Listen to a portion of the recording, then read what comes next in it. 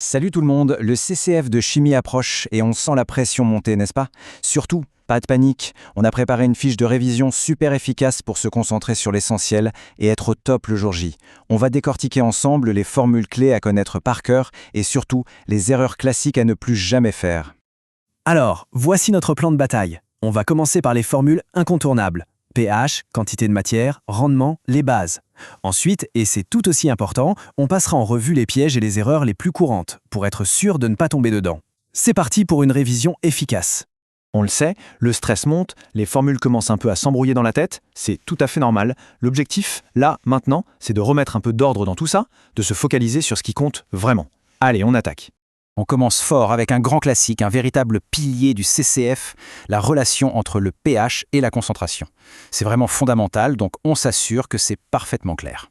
Pour faire simple, le pH, c'est un peu la carte d'identité de l'acidité d'une solution. Et tout ça, ça repose sur une seule chose, la concentration en ion oxonium, les fameux H3O+. En gros, plus il y a de ces ions, plus la solution est acide et plus le pH est bas. Bon, attention, celle-là, c'est la formule numéro 1. Elle est à connaître par cœur, ce n'est pas négociable.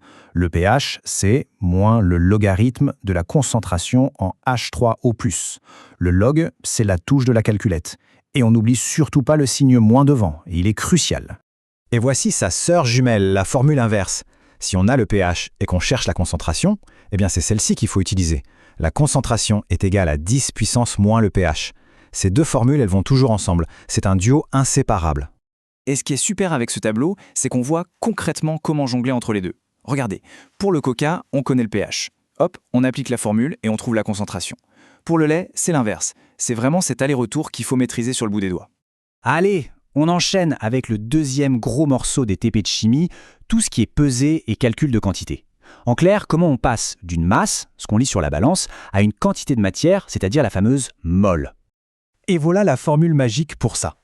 Ici, N, c'est la quantité de matière en mol. Le petit m, c'est la masse qu'on a pesée, en grammes. Et le grand M, c'est la masse molaire qui est toujours donnée dans l'énoncé. Facile? Et voici une application directe. On a pesé 0,5 g d'un produit, on connaît sa masse molaire, on divise la masse par la masse molaire, et paf, on obtient notre nombre de moles. C'est un calcul qu'on fait systématiquement au début d'une synthèse.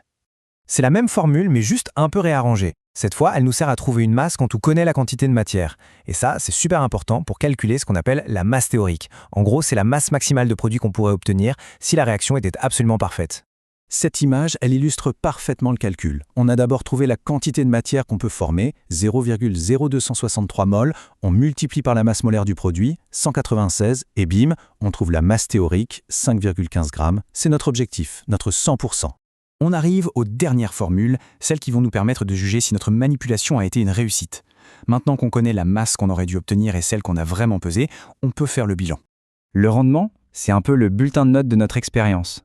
On prend la masse qu'on a réellement obtenue à la fin, on la divise par la masse théorique qu'on vient de calculer et on multiplie par 100.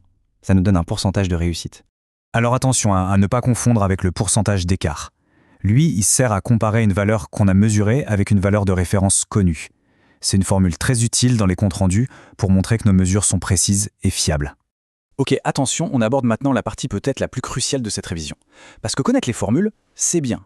Mais savoir où se cachent les pièges et comment les éviter, c'est encore mieux. C'est ce qui fait la différence.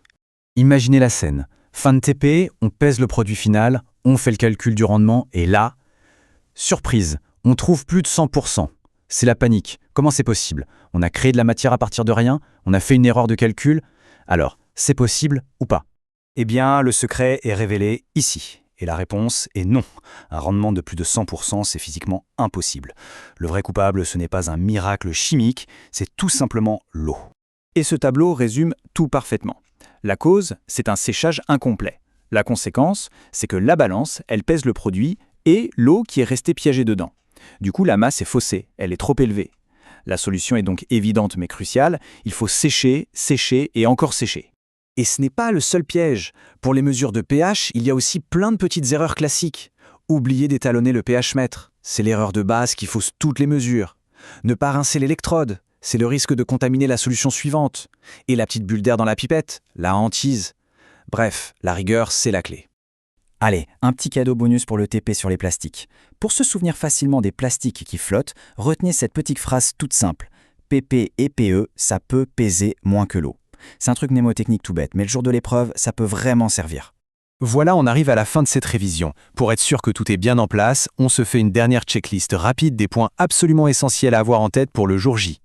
C'est le mantra à se répéter. Premièrement, maîtriser les 3 formules clés. Deuxièmement, penser au séchage complet du produit. Troisièmement, un rendement trop élevé, c'est un problème d'humidité.